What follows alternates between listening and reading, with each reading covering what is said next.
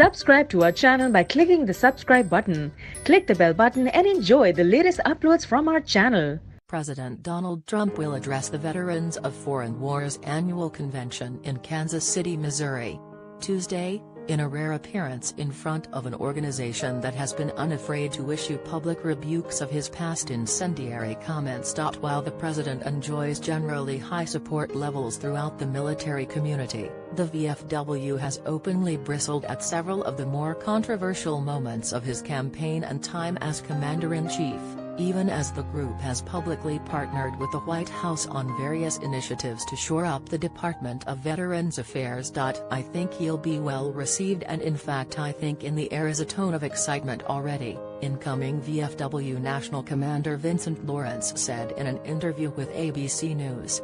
I think they want to hear the message the president has to bring us. There's a lot of issues that our membership and our veterans are highly concerned in. Lawrence declined to comment on the group's past criticism of Trump. Early in Trump's campaign for the presidency, when then-candidate Trump lashed out at Sen. John McCain, the VFW described Trump's comments that McCain was not a war hero because he was captured as despicable, and even alluded to Trump's own draft deferments during the Vietnam War. The group also rushed to the defense of Khizr and Ghazala Khan, the Muslim parents of a slain U.S. soldier, who the president attacked after they criticized him in a stirring speech at the 2016 Democratic National Convention. If you look at his wife, she was standing there, she had nothing to say, maybe she wasn't allowed to have anything to say, you tell me, Trump said in an interview with ABC News when asked for a reaction to their speech. Election year or not,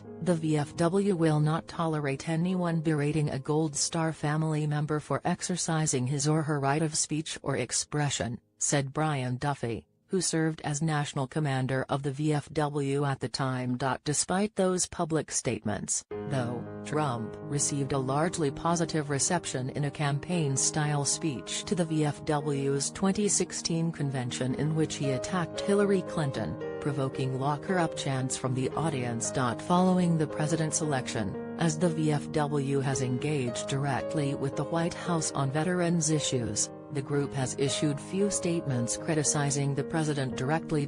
In the wake of the unrest in Charlottesville in the summer of 2017, the VFW issued a statement expressing condolences for the family of Heather Heyer, along with an unequivocal condemnation of the white supremacist groups involved in the protests. President Donald Trump was roundly criticized at the time when he blamed both sides for the violence that erupted amid the demonstrations and said there were very fine people among the white nationalist groups. Individuals and organizations who wave Nazi flags, and who use the First Amendment as both shield and sword, must be rooted out of our society and prosecuted to the fullest extent of the law for fueling hate, VFW National Commander Keith Harmon said in a statement at the time.